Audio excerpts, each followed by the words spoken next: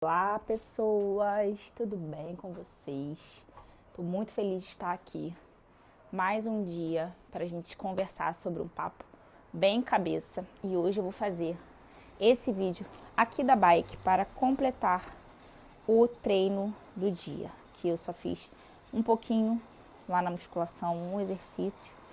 E aí eu vou completar aqui e aproveitar e falar com vocês sobre este assunto que eu tô querendo gravar já tem um tempo. Tô aqui com o meu caderninho, que é responsabilidade extrema. E antes de eu começar a falar sobre esse tópico, eu gostaria que você pudesse, por gentileza, curtir o vídeo, seguir o canal se você não segue. Aqui nós falamos sobre coisas que são engrandecedoras, papos que nos fazem refletir sobre como a gente pensa, sobre nossa mentalidade, como encaramos a vida, para podermos ser pessoas cada vez melhores, né? E termos mais resultado. Essa é a ideia. Bom, dito isso, o assunto de hoje é responsabilidade extrema, extreme ownership. Cara, esse conceito, na verdade, a autorresponsabilidade me acompanha há muitos anos, né? A ideia de ser autorresponsável, né? A ideia de que tudo que acontece na minha vida, toda circunstância da minha vida, eu sou responsável.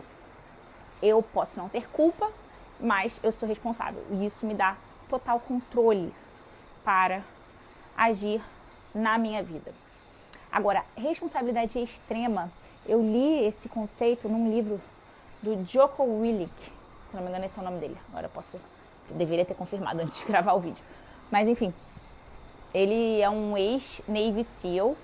E ele, enfim, tem um podcast muito maneiro, é um cara que é bem conhecido por tratar dessas questões de mentalidade. E é um cara que escreveu esse livro, Extreme Ownership, o qual eu li, e fala um pouco sobre o que eu vou trazer aqui para vocês hoje. E o motivo de eu trazer isso está relacionado com algo que eu venho falando bastante nos últimos tempos, que é a atenção com a forma como nós falamos, a atenção com a linguagem. Porque como a gente fala, como a gente se comporta, tudo isso é um reflexo do que está dentro de nós, do que a gente acredita, né, das nossas crenças, dos nossos hábitos, do que está principalmente na nossa inconsciência, né? Porque a maior parte dos nossos comportamentos no dia a dia, os automáticos, eles não vêm da consciência, eles vêm da inconsciência. Então, muitas vezes o que a gente está falando, o que a gente está fazendo, como a gente está pensando, o que a gente está sentindo, é um reflexo do que está guardado lá dentro. Então a gente tem que ter atenção com a linguagem, porque ela mostra algumas coisas pra gente. E ultimamente eu tenho ouvido algumas frases assim que tem me chamado a atenção. Na verdade isso me chama a atenção desde sempre, mas agora cada vez mais. Né? Eu vou dar alguns exemplos aqui. Um eu ouvi semana passada lá na academia. Eram duas moças conversando no banheiro e uma delas falou assim: cara, meu filho vai entrar de férias agora. Quando ele entrar de férias, eu vou poder vir mais cedo à academia. Vou poder vir com mais calma. Outra coisa que eu ouço muitas pessoas falando. Vê se vocês vão notar qual é a ideia que eu já vou antecipar a ideia que eu quero passar. Alguém tá de dieta, começou a fazer dieta. Aí fala assim: ah, você quer isso aqui? Não vou comer não, porque eu não posso. Tô de dieta. Ou então é o que acontece muito comigo, quando eu pergunto para os meus alunos de mentoria se eles fizeram os exercícios e tal, fizeram as tarefas. Fala assim: e aí, fez tal coisa? Não, por quê? Não, porque eu não consegui fazer. Outra coisa que as pessoas podem falar ou pensar, tipo assim: eu tenho um objetivo, então eu preciso fazer isso. Eu tenho que fazer isso para alcançar o meu objetivo. Aí, qual é a ideia, pessoal, por trás dessas palavras, né, dessas expressões? Não vou comer porque eu não posso. Quando ele estiver de férias eu vou poder vir mais cedo. Não, eu quero isso e aí por isso eu tenho que fazer isso, eu preciso fazer isso. Qual é a ideia de falar desse jeito, né? O que eu quero trazer? Qual é o meu ponto, né? A mente, ela sempre ouve e ela compreende o sentido daquilo que a gente está falando. Então, o tom por trás dessas expressões, a ideia por trás dessas expressões é que tem alguma coisa externa que nos impede de fazer alguma coisa que nós gostaríamos, ou por conta de alguma mudança externa, nós finalmente poderemos fazer alguma coisa que nós gostaríamos mais de fazer. Ou seja, na nossa vida de um modo geral, a gente está, então, quando a gente está falando assim, o significado que isso passa é que a gente está, então, numa posição de descontrole, né? Numa posição de submissão a essas coisas externas. A gente está agindo porque a gente está sendo coagido por alguma coisa externa a nós. Porque se eu, quando meu filho entrar de férias, vou poder vir mais cedo, é porque agora eu não posso. E agora eu não posso porque existe uma circunstância que me impede. Então, quando eu falo isso, eu conto pra mim, a história que eu tô me contando quando eu falo isso, é que eu não faço tal coisa porque existe uma circunstância que me impede. Existe alguma situação que não deixa. Ou seja, eu não tenho controle. Alguma outra coisa tem o controle. Quando eu falo assim, eu tô de dieta, então eu não vou comer porque eu não posso. É porque tem uma circunstância externa que não me permite. Ou seja, eu tô numa situação de descontrole. Eu tô numa situação onde eu faço alguma coisa porque eu sou obrigado. Então, essa ideia de obrigação, essa ideia de falta de controle, essa ideia de querer estar fazendo outra coisa, mas algo externo me impede, é o que todas essas expressões, elas denotam isso. Por mais que conscientemente, quando você vai pensar agora, conscientemente não tem nada a ver. Mas lembra, eu não estou falando aqui da consciência, eu estou falando aqui da inconsciência. É o que a nossa inconsciência está contando pra gente através das coisas que a gente faz e fala e sente e pensa automaticamente. Aí eu quero aprofundar essa ideia aqui com um conceito aristotélico, com uma ideia de Aristóteles. E o que Aristóteles falava sobre responsabilidade. Né? Para Aristóteles existiam dois tipos de ações voluntárias e ações involuntárias. E nós devemos assumir responsabilidade, né, pelas ações, especialmente as voluntárias. Só que, o que ele também trazia? Que a ideia de que algumas ações, elas parecem voluntárias, mas na verdade tem uma dúvida aí por trás disso. Porque, por exemplo, se alguém vir e falar assim, se você não for na esquina, você vai ser demitido. Aí, na verdade, você está indo na esquina porque você quer ou porque você está sendo coagido com uma demissão? Então, será que essa ação, ela é voluntária ou ela é involuntária? Entende? Ponto. Um outro exemplo. Se você comer isso daqui, eu vou sequestrar a tua mãe. Então, você quer comer, mas você não come, porque se você comer, alguém vai fazer mal à tua família. Essa ação de não comer, essa escolha, ela foi voluntária ou ela foi involuntária? Então, por que eu estou trazendo isso? Porque sim, gente, existem sim várias situações que na vida em que nós agiríamos de uma outra forma se a circunstância fosse diferente. Se você já fosse muito magro por natureza, talvez você nunca faria dieta. Então, se a circunstância fosse diferente, você agiria de uma forma diferente. Só que isso não invalida a ideia de que... Isso para dizer, então, que nós não temos absoluto controle muitas vezes. Esse é o ponto, certo? A gente não tem absoluto controle. Tem muitas coisas que a gente quereria fazer de um jeito diferente. Então, nós não temos mesmo absoluto controle. Às vezes, você gostaria de ir para a academia mais cedo, que foi o exemplo que eu dei lá. Mas porque você tem que levar o filho na escola, não dá. Não dá. Você tem que levar o teu filho na escola, não dá para ir para a academia mais cedo. É verdade isso, cara. Tem várias coisas na vida que a gente faria de forma diferente se a circunstância permitisse. Se a circunstância fosse outra. Só que a gente deve se responsabilizar pela própria vida mesmo assim. Mesmo assim. E é aí que entra o conceito de responsabilidade extrema. Porque, independente do fato de que a circunstância fosse outra, e você faria diferente? O fato é que a circunstância não é outra. A circunstância é o que é. E aí a circunstância sendo o que é, como você se comporta em relação a isso? Como você pensa e como você fala em relação a isso? Porque a circunstância não é outra, a circunstância está dada. Aí você continua pensando e falando como se você fosse um escravo da circunstância?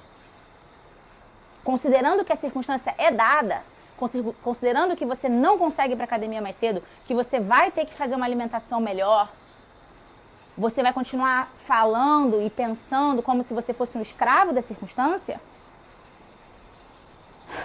Por isso que é importante a linguagem, gente, porque como você encara, como você percebe, como você acredita em relação àquilo que você está vivendo, isso muda tudo. Muda tudo. Sim, é verdade que a circunstância fosse diferente, você faria de um jeito diferente, mas a circunstância não é. E aí, como é que você encara? Você se encara sendo um escravo da tua vida ou você se encara tendo controle? Por isso que a linguagem é importante, porque a linguagem vai refletir como você está encarando, como você está acreditando, como você está percebendo. E às vezes, você pode até estar se identificando com o que eu estou falando aqui, mas nunca tinha parado para pensar em como você está falando. E a partir de agora você vai prestar atenção. Você vai prestar atenção em como você está falando. E o primeiro passo para muitas vezes de mudar aquela crença que está lá dentro é através da fala, é através de como a gente está concatenando a frase, literalmente. Então, o que seria uma fala autorresponsável? A gente vai voltar lá nos exemplos, né? Os exemplos que eu dei. Meu filho vai entrar de férias, eu vou poder vir mais cedo. Em vez de falar que você vai poder, como se aquela situação ali te impedisse, né? Você está sendo escravo daquela situação onde você não pode ir mais cedo porque tem alguma coisa que te impede. Meu filho vai entrar de férias e eu virei mais cedo. E eu virei mais cedo, acabou. Não vou comer porque eu não posso, tô de dieta. Tô de dieta, não vou comer porque eu não quero. Porque eu escolhi isso aqui. Porque eu tenho um objetivo. Fez tal coisa? Não, não fiz porque eu não consegui. Não fiz porque eu dei prioridade para outra coisa. Dei prioridade para outra coisa. E tá tudo bem. Assim, essa do não conseguir, ela é clássica, né? Como se a gente tivesse que dar uma justificativa. Justificativa pra gente mesmo, às vezes. Já pensou nisso? Não, eu dei prioridade para outra coisa. Eu quero esse objetivo, então eu tenho que fazer isso. Eu quero esse objetivo, então eu faço isso porque faz parte do processo. E às vezes essa parte do processo, né? E eu trouxe até um exemplo, mas vamos continuar aqui. Por que é importante fazer essas trocas, cara? E assumir a responsabilidade extrema, usando a fala e, na verdade, cultivando essa mentalidade, e isso vai se transparecer na fala. Porque para ter felicidade e bem-estar, e, consequentemente, resultados sustentáveis, é mais importante o que você acredita, a sua percepção de como você está vivendo, do que a sua própria realidade. Então, às vezes, você pegar o exemplo lá desse exemplo do não conseguir. Esse exemplo do não conseguir, não. Esse exemplo das férias lá. Meu filho entrou de férias, eu vou poder ir. Se você fala, meu filho entrou de férias e agora eu vou para a academia mais cedo, porque você sabe que você não vai mais cedo por escolha, porque você quer levar o seu filho, porque você vive uma vida onde você leva o seu filho, e aquilo ali você abraça como sendo responsável por tudo que acontece na tua vida, você detém o controle. Você detém o controle da sua vida. E quando você tem controle da vida, você tem mais felicidade, você vê mais propósito, você vê significado nas ações que você faz. Se você acredita que tem o poder sobre o que faz, sobre suas escolhas, maior é a sua sensação de controle na vida e maior é o seu bem-estar. Maior é essa sua satisfação. Maior é o significado que você tira das coisas que você faz. Sua autorrealização. Porque você não fica pensando que, na verdade, você gostaria de estar fazendo uma outra coisa, que você não está fazendo de um outro jeito porque existe uma circunstância externa. Na verdade, você nem pensa isso conscientemente, isso é o que está lá dentro. Mas quando você cultiva essa mentalidade de responsabilidade extrema e isso, consequentemente, aparece na tua fala, ou você começa a mudar a tua fala porque agora você quer pensar de um jeito diferente, o que você está fazendo é se autorresponsabilizar pela sua vida, por toda a sua vida, inclusive as situações que não são tão desejáveis, mas que fazem parte do que você vive hoje, muitas delas para alcançar o que você quer no futuro. E quando você faz isso, você tem mais bem-estar, mais felicidade, e a chance de você ter resultados sustentáveis é maior. E aí eu vou trazer esse exemplo, cara, da minha aluna, de uma aluna minha, né? A gente estava conversando e ela, dado momento, ela falou assim, saudade de poder ler todos os dias. E eu falei, como assim? Ela disse, saudade de poder ler porque hoje existem outras prioridades. Ótimo, hoje existem outras prioridades. Aí eu disse, então, não é que você não pode ler todos os dias, é que você não quer. Porque você poderia mudar as prioridades. O que não significa, mudar prioridades significa ter consequências. Mas é o conceito de que você detém o poder para mudar suas prioridades, para reorganizar a sua agenda. Não é que você vai necessariamente, às vezes você não vai porque, de novo, a sua agenda está daquele jeito porque você tem um objetivo maior para conquistar. Mas é a consciência de que você pode, que você não tem que nada. Tudo que você está fazendo é porque você quer, que você escolheu. Ainda que algumas coisas façam parte de um processo, você até gostaria de estar fazendo uma outra. Mas se faz parte do processo daquilo que você quer, então você quer. Aí ela disse que eu estava sendo muito simplista. Que não é tão simples assim. E a ideia, gente, é que apesar da decisão, como eu falei, de rever as prioridades não ser simples, não é simples. O conceito é simples. É a forma de pensar, é a mentalidade que é simples. A mentalidade de que você detém o controle sobre todas as circunstâncias na sua vida. Extreme ownership. E é a mentalidade que importa. Como eu falei, para felicidade, para bem-estar, importa mais a percepção de como está a sua vida do que a própria realidade. Porque se você percebe que está vivendo uma situação caótica, porque uma situação externa te obriga, ainda que seja algo que você vai tirar um benefício lá na frente, o fato de você estar sendo obrigado, isso tira totalmente o prazer, tira o significado e tira o bem-estar. Mas perceber que é difícil, mas que você poderia escolher outra coisa, mas você escolhe aquilo porque você tem um propósito, porque faz parte, porque você quer, por escolha, aí a situação toda é diferente, você se dedica para aquilo de um outro jeito. E aí os resultados, inevitavelmente, eles são melhores e mais duradouros. Então é isso. Extreme ownership. Responsabilidade extrema. Tem para finalizar, essa ideia aparece muitas vezes em empresa também. Você está lá fazendo um brainstorm, todo mundo traz uma ideia. Às vezes, na maioria das vezes, não é a tua ideia. É a ideia de outro que vai prevalecer. Mas uma vez que a ideia é definida pelo grupo, tu sai daquela sala, ainda que não tenha sido você a dar a ideia, tu sai daquela sala batendo no peito e fala assim, pô, foi minha ideia. Eu vou abraçar essa ideia que vale. Então você quer conquistar alguma coisa, mas tem algo difícil acontecendo no caminho, extreme ownership, você também quer aquilo ali, porque aquilo ali faz parte do processo. Então, você não fica tipo, queria poder, não sei o quê, não posso, tenho o quê? Não, eu vivo. Eu escolho isso daqui porque isso aqui vai me levar para um outro lugar, diferenciado. Então, vamos prestar atenção em como estamos falando, porque isso reflete o que está dentro de nós. E vamos visualizar mais as nossas crenças. É isso, pessoal. Deixa o teu like, faz o teu comentário aí, o que você acha disso tudo. Já tinha ouvido falar nesse conceito. E a gente se vê no próximo. Tchau!